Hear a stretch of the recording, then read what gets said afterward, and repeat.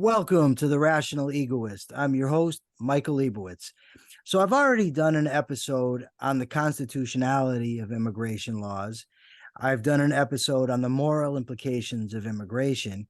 What I haven't discussed yet or had a guest on to discuss is the economics of immigration. So today, I have a guest that's capable of doing just that. He's a law professor at George Mason University, and he's the Kenneth Simon Chair in Constitutional Studies at the Cato Institute.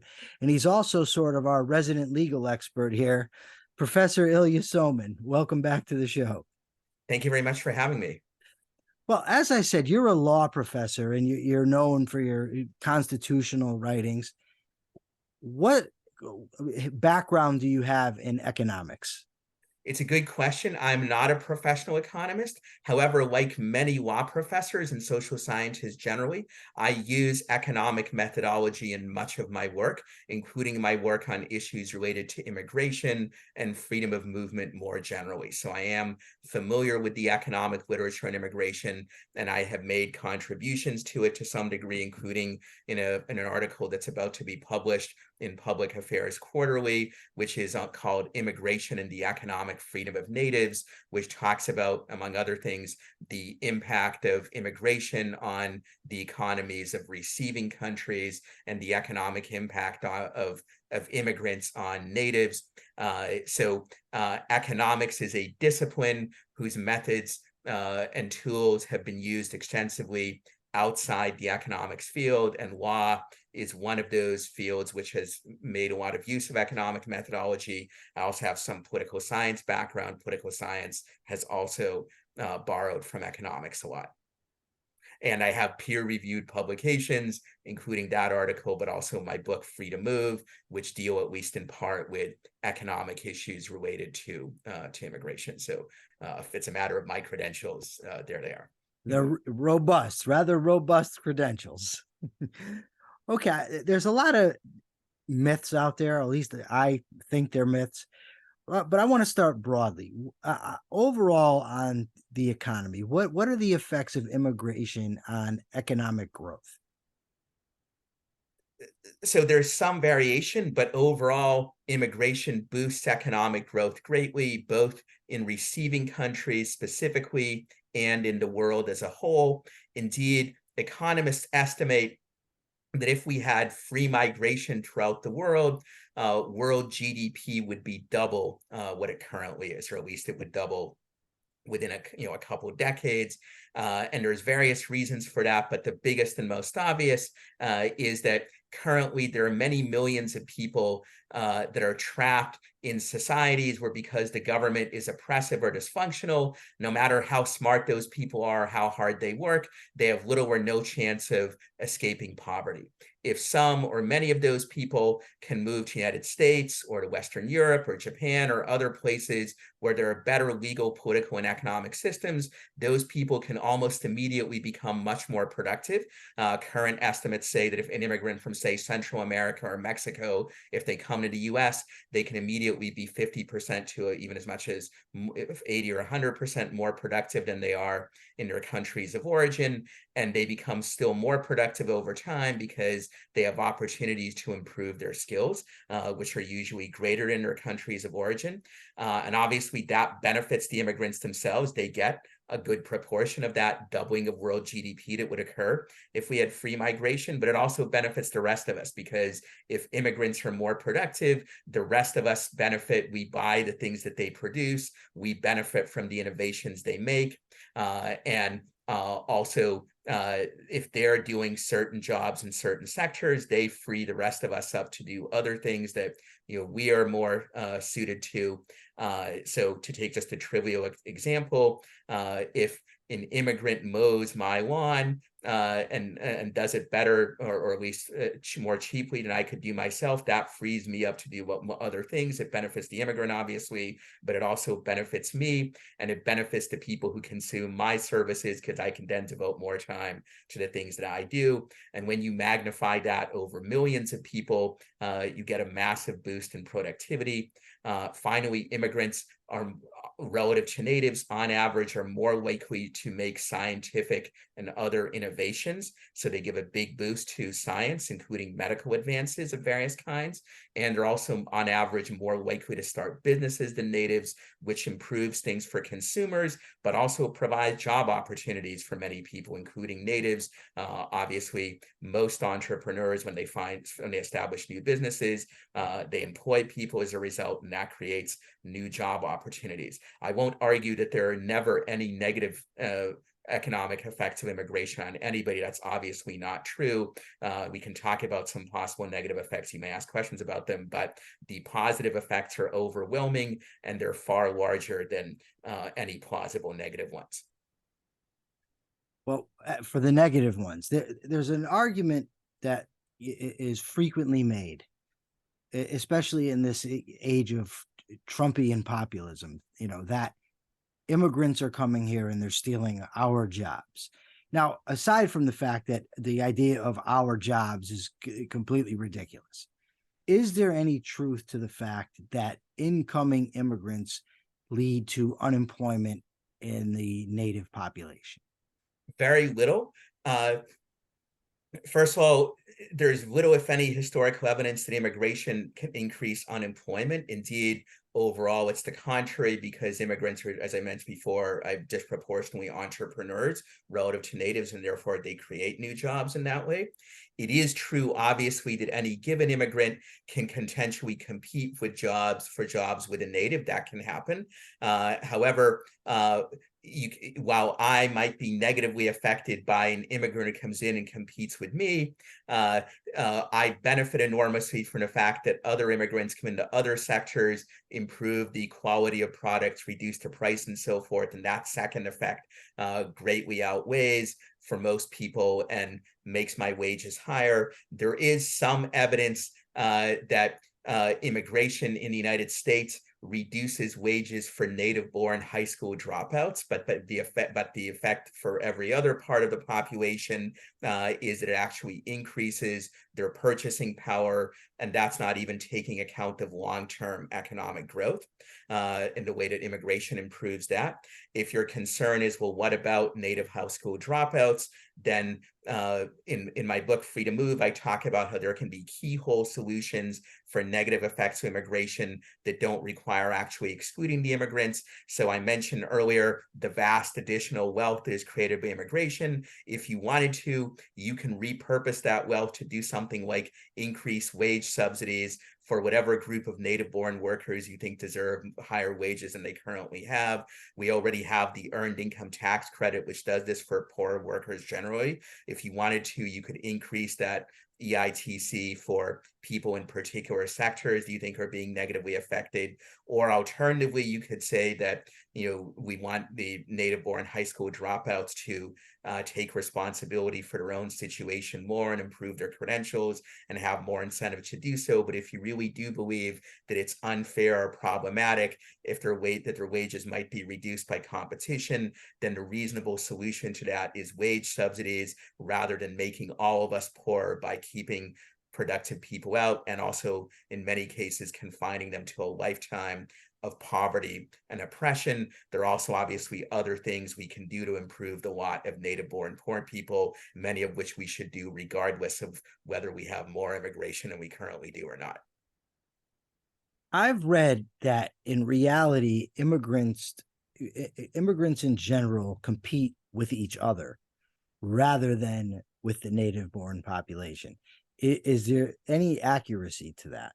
There is a lot of accuracy. It's obviously not true that no immigrant ever Sure. competes with natives. They do in some instances, but it is true that new immigrants disproportionately compete with other new immigrants, particularly other new immigrants from the same areas and with the same kinds of skills. And studies by a number of economists find that new immigrants are often disproportionately concentrated in sectors which either they have a particular skill in or which don't require a lot of English language ability. And sometimes there's even what economists call complementarity. That is, having more people doing job A actually increases the income of people doing job B, because those jobs interrelate to each other. So if you think about a restaurant, if you look at a restaurant, the people who serve as waiters are disproportionately likely to be either natives or immigrants who've been here for a long time, and therefore they're more assimilated, their English language skills are better. Whereas the people who work in the back, in the kitchen, are disproportionately likely to be recent immigrants, because language skills are less crucial for somebody who works in a kitchen, for obvious reasons, than for somebody who needs to speak to customers. So if there's more good cooks and cleaners, that creates more job opportunities for waiters and vice versa. So in that respect, having more immigrants in the industry actually increases opportunities for natives, and obviously the other way as well. As I said before, it is not my position that there is never job competition between immigrants and natives. That would be absurd to say something like that. But overall, once you recognize the effects of the immigrants who do jobs other than your own, and the effects of immigrant entrepreneurs and scientific and innovators and the like, these positive effects outweigh the negative ones for the vast majority of natives. Just think about how immigrants in the United States have been crucial to a high proportion of our scientific and technical and commercial innovations, in many cases, medicines and vaccines and the like that might save your life, and have already saved millions of lives. They could not have been achieved without immigrants. And if we increase immigration, reduce barriers, we can have more of those innovations. So it's true, setting aside the fact that I'm an immigrant myself, it is arguable that there are immigrant academics who compete with me. And if there were fewer of those people, maybe I'd be a professor at a higher ranked university or I'd have a higher salary. On the other hand, my life expectancy would probably be lower without those immigrants, and the quality and price of the products that I buy across many sectors would be worse than it is. So I would almost certainly be worse off on net. And on balance, I'd rather be a slightly poorer but much longer lived professor at the school that I am now, and one with much better access to all sorts of products innovation, than be a professor at a modestly higher ranked school but not have all of those other things. A good analogy is how the entry of minorities, and I'm sorry, I need to turn off this ringer here, that the entry of minorities and women into the workforce, in a certain sense, you could say that was terrible for white males, right? Because white males suddenly had to compete with these people. Like, imagine you're a white baseball player in the major leagues, when the major leagues were integrated, and there was some white baseball player who ended up out of the major leagues because Jackie Robinson took his spot, right? And that person, I'm sure, was very disappointed. But overall, opening up opportunities to women and minorities not only was beneficial to white male workers, but not only was beneficial to those groups, but it was beneficial to white males as well, because it made society vastly more productive. So while in a few cases you can point to isolated cases like, the guy who Jackie Robinson replaced, and if he never got into the major leagues at all, you can say on net he was worse off because of the civil rights movement than the opening up of jobs to blacks.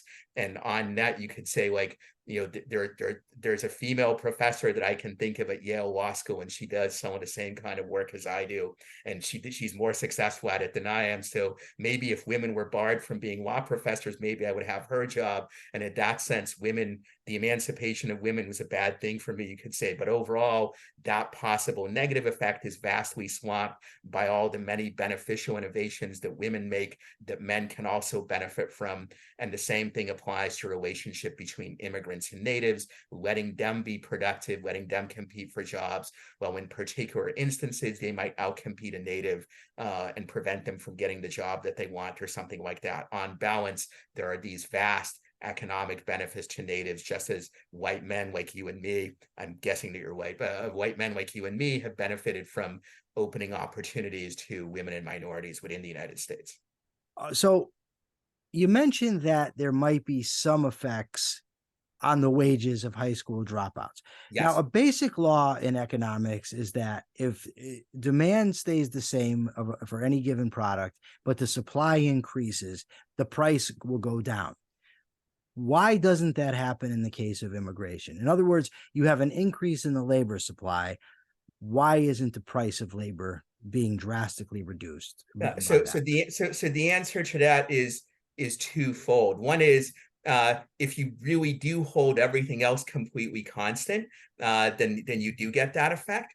However, everything else is not actually held constant because you have all these other effects like increased innovation, increased productivity, lower prices for products that people consume, which means that their wages go further in their capacity as consumers.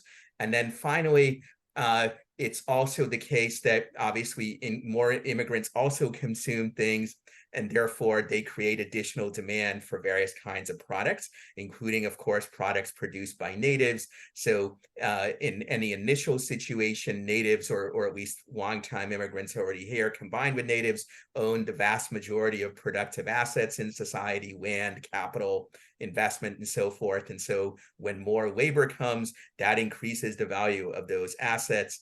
And of course, the extra innovation produced by immigrants increases them even more. So that conjecture is correct if you imagine a world that's completely fixed and static, except for the addition of a certain additional number of laborers. Then you would have just an effect where natives benefit in their capacity as consumers, but at least some natives are harmed in their capacity as workers. But there are other beneficial effects which go beyond that once you recognize that the world isn't static. And it's also worth mentioning what economists call the lump of labor fallacy, the idea that there's a fixed number of jobs in the world. In reality, there isn't, because how many jobs there can be depends on demand, innovation, productivity, and other kinds of factors. So it's not like there's only, say, 1 million jobs available in a particular area, and if I take one, that means just one less for everybody else. In the very short term, that's in some sense true, but not in anything beyond that. Also, earlier you mentioned that economists estimate that economic growth, if all the countries had open borders, if there was a free flow of labor, that economic growth, I think you'd say, would grow by 50% to 100%. Not the growth would double, but the actual productivity would double. Productivity would double. Okay. That is the amount of goods produced and the amount of new stuff produced in a given year would be twice as much. It would be twice as great as it currently is. Okay. What about a case where most countries don't liberalize their immigration? So suppose the United States substantially liberalizes immigration. So we have a free flow of immigrants coming in, but other countries don't do likewise. Could we still expect to see benefits, or would in that condition we would still get large benefits, but obviously not as large, because the US is a big economy with better institutions than at least most other countries. There would still be a large increase in there would certainly be a large increase in the GDP of the United States, which would also have an increase for the GDP of the world, because the United States is 25% of world GDP. So there would be a big effect, but not as big.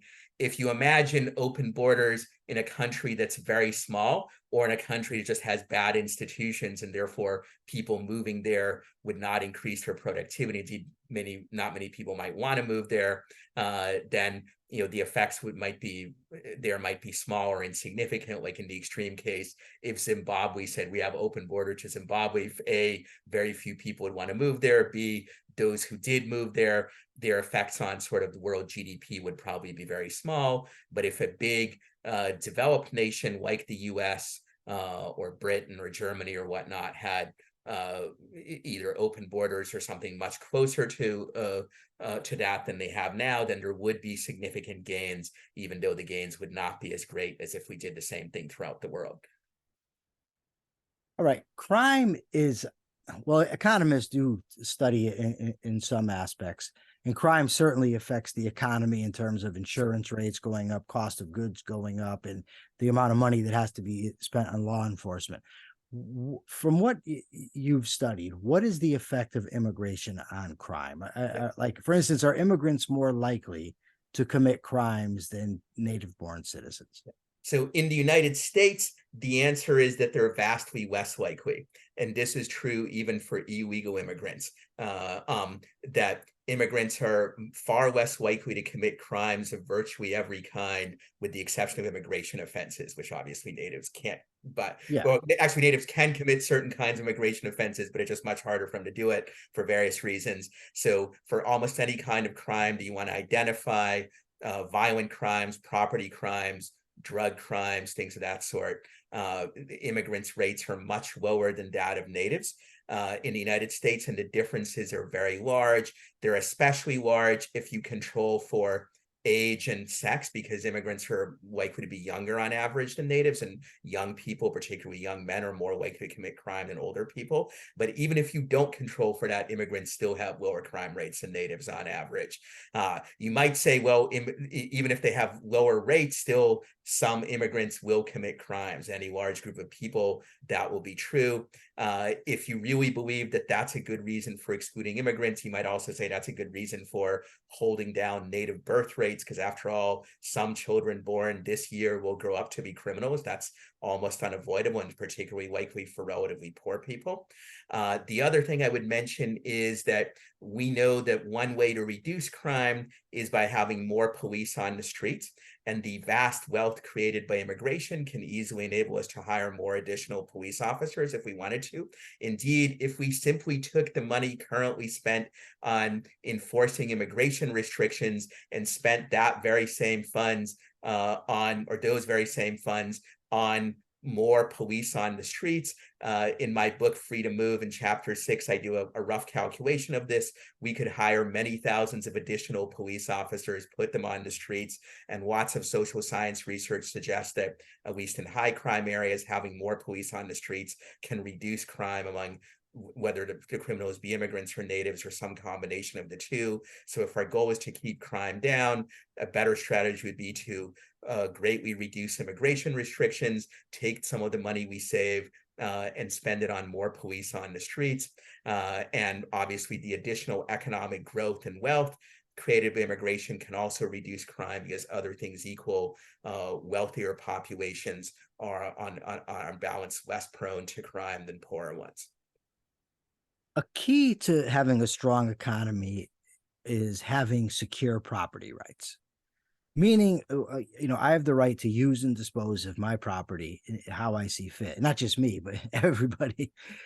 But now, you hinted at that there are immigration offenses that natives can commit. For instance, I would imagine hiring illegals. Hiring undocumented workers is one of them.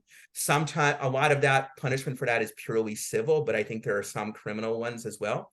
Also, aiding illegal immigrants to enter the United States can be a crime in some instances, and a native can potentially conspire or promote or abet visa fraud and other kinds of things like that. So while the overwhelming majority of immigration-related crimes are in fact committed by immigrants, because by definition it's about illegally entering the United States or overstaying a visa or things like that, natives can sometimes commit them, and this is one of many ways in which immigration enforcement indirectly, or in this case actually directly, affects the freedom of natives as well as that of immigrants. So in regard to property rights, if I'm a restaurant owner and the government tells me I can't hire illegals, that's to me anyway, I mean, I get your opinion on it, but it seems to me that that's a clear violation of property rights. I think in a certain sense it is. It's either it's a violation of your property rights, or it's a violation of your rights to freedom of contract, or some of both. It is often said that that immigration restrictions just protect the property rights of the United States, because the U.S. government gets to decide who enters its property and who doesn't.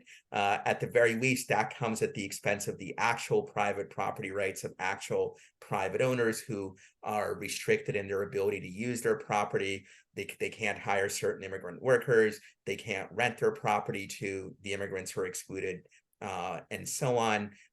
This issue goes beyond sort of the narrowly economic, because it goes to the moral question of what counts as a property right and how we should protect it. I discussed this at some length in my book as well. Here, we just want to make one small additional point, if you indulge me, and that is that if you really believe the analogy that's often made between, say, my rights as a homeowner to keep out trespassers that I don't want to enter, and the rights of the government to keep people out of the United States, and you say that the government should have rights over the territory of the United States that are similar to those that I have as a homeowner, then that has drastic negative implications, not just for immigrants, but also for natives, because consider that I, as a homeowner, I have the right to decide what kind of speech is allowed in my house, or what kind of religion. I can say only pro-Democrat speech, no Republicans, only the Muslim religion will be practiced in my house and none other, and so on.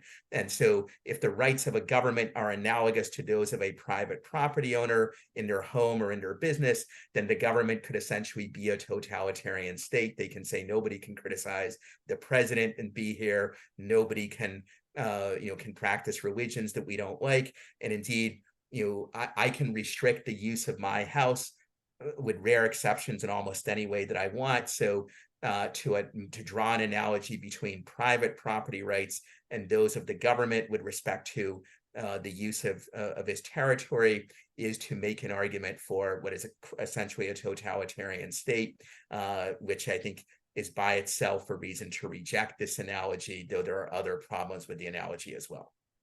Now, traditionally on the right, they've recognized that secure property rights are necessary for economic growth. Sure. And I'm calling for you to speculate a little bit now.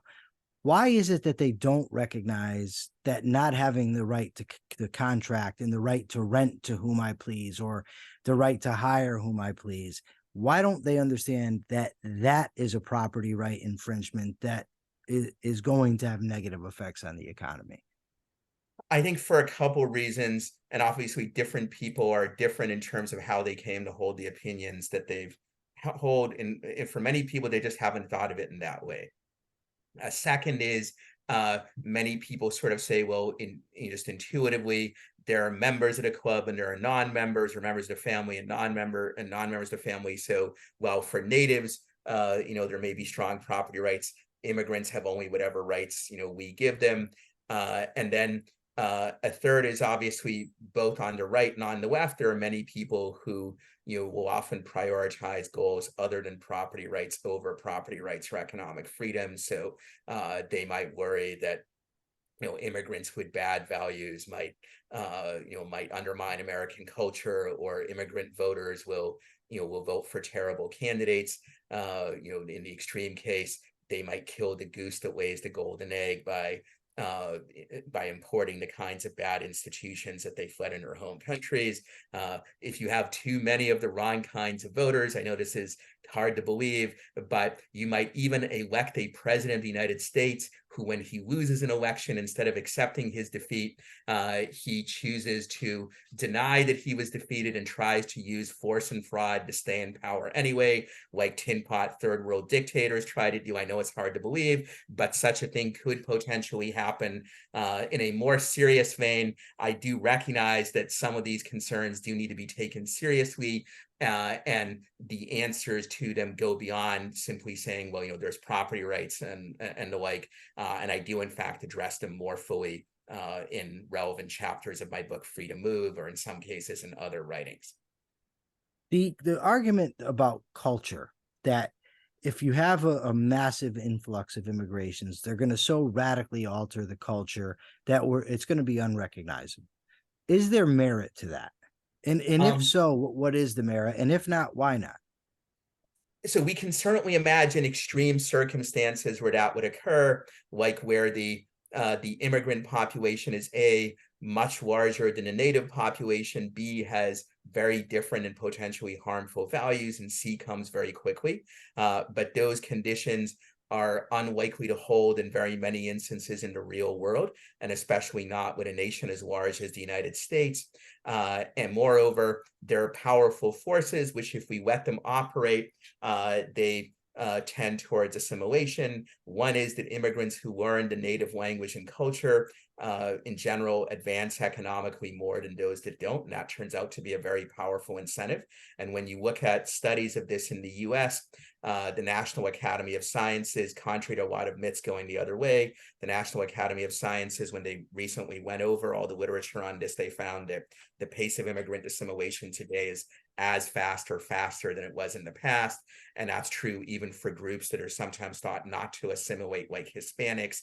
To the contrary, to actually learn English and otherwise assimilate pretty fast, especially when you factor in that in the second generation, if you ask people on surveys, what group do you belong to? Many will actually not even pick Hispanic or Latino. They might pick white. And you can argue about whether they should call themselves white or not. To my mind, whiteness is a somewhat arbitrary category, but the fact that they do is a sign of their assimilation. Moreover, by having relatively free labor markets and property markets and the like, we can facilitate assimilation and growth in the economy. Finally, I would note that immigrants in most cases are not a completely random sample of the country that they come from. Those people who are willing to become immigrants on average are more likely to be willing to make adjustments, and also on average are likely to be people who are not very happy in various ways with the culture and institutions of their home countries. So I don't mean to suggest what that means immediately or even at any point in their lives they become exactly like natives in every way, but this scenario where they come and the US turns into Venezuela or something, that is very unlikely and certainly goes against the evidence of 200 years of American history, where the vast majority of current Americans are actually descended from immigrants from places which had various authoritarian institutions, flawed cultures, and so forth. And yet they're coming vastly boosted our economy and society rather than harmed it. And if you look through the entire history of the modern world in the last couple of hundred years, there is not a single significant example of a liberal democracy whose institutions were greatly harmed by immigration, to the point where economic growth slowed or authoritarianism arose or even the crime massively increased. On the other hand, there are many examples of negative effects from immigration restrictions, and also many examples of liberal democratic institutions being undermined by native-born nationalists. The rise of fascists, of course, is a great example of this, but also people like Vladimir Putin in Russia, Erdogan in Turkey, and other recent examples. Native-born nationalist movements are far more of a threat to democratic institutions and other liberal institutions than are immigrants in almost all real-world plausible cases. When you mentioned that there's actually evidence that immigrants acculturate much quicker than they used to, or assimilate much quicker than they used to. Assimilate about the same rate. About the same rate. Okay. Well, I'm sitting here thinking about why it might be the case, and it occurs to me that in the 1800s, for instance, if a family is immigrating here from, say, Italy, they're likely not to have had much contact with Americans before they get here, right? But nowadays, with social media and television and movies, music, there's so much contact between cultures already that people coming here are likely to know a lot about America already. So I think that's definitely a real effect. And it's also the case that today, much more than in the 18th and 19th century, the English language is the dominant language of the world. And also American popular culture, for good or ill, has spread to many corners of the world, to the point where you see it.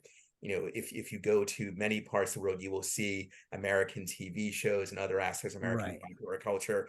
That does not mean that the person who sees this stuff is anywhere close to fully acculturated to the United States. And it does not mean that there aren't difficult acculturation experiences that people will have when they immigrate, because watching some American TV shows or reading some American websites and the like, while that does teach you some useful stuff, it is far different from actually living in the US. But it also means that there's less culture shock than there would have been, say, for the ancestors of most current white Americans or Asian Americans, where if a farmer, like say a peasant arrives from Italy or from Poland in 1890, he or she doesn't speak the language at all.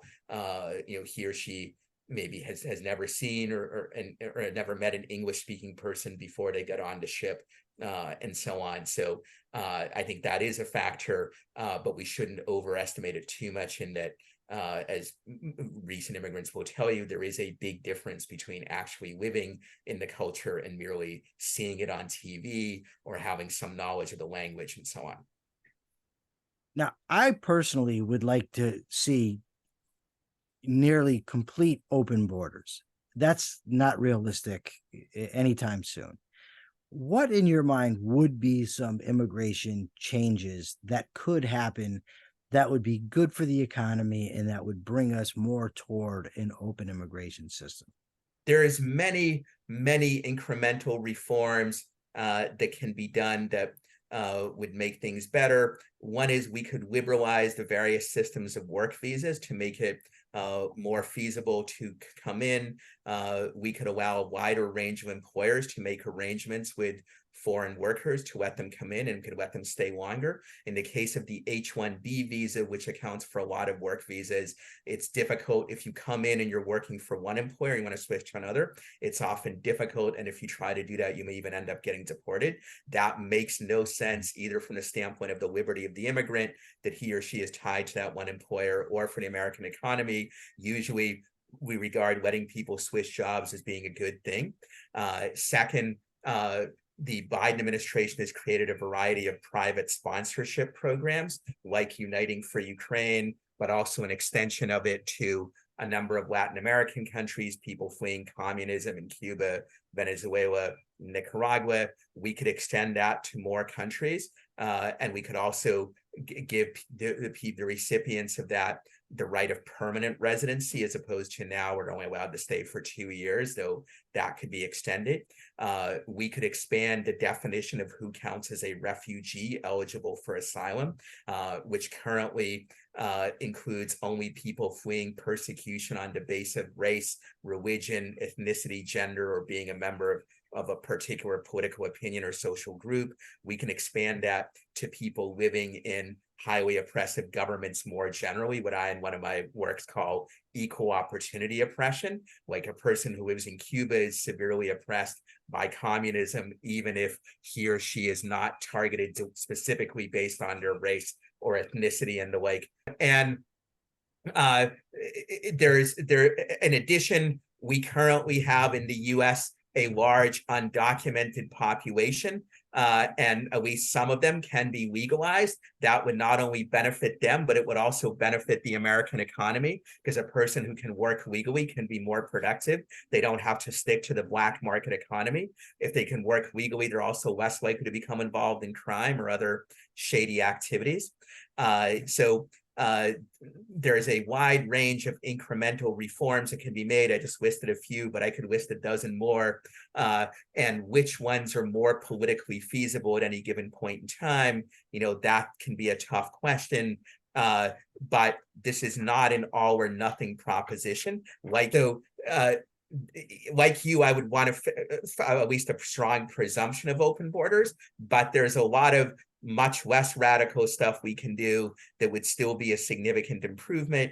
Even if we just increase the number of immigrants let into the United States in a given year by, say, 10% more than it currently is, that's another 100,000 people every year. That's enormous gains for those people, but also cumulatively, it's enormous for the US economy as a whole. I give some calculations on some of the effects in my article on immigration and the economic freedom of natives that I mentioned earlier. Okay, Professor Somin, thank you so much for being here. Where can people find you? So you can Google my name and you can get access to many of my writings. My book, Free to Move, which is about, in large part, immigration policy, is available on Amazon and also on the Oxford University Press website. And I blog regularly on the Volokh Conspiracy website, VOLOKH, hosted by Reason Magazine, and including there, I often write about immigration-related issues as well as others. And if you go to my website on the George Mason University page, or just Google my name, you can find my website. A lot of my writings are available there for free. Excellent. Thank you so much. You're always very enlightening. For now, go ahead, Professor Somin. Okay, for now, this is the Rational Egoist signing out. I'm Michael Liebowitz. Till next time.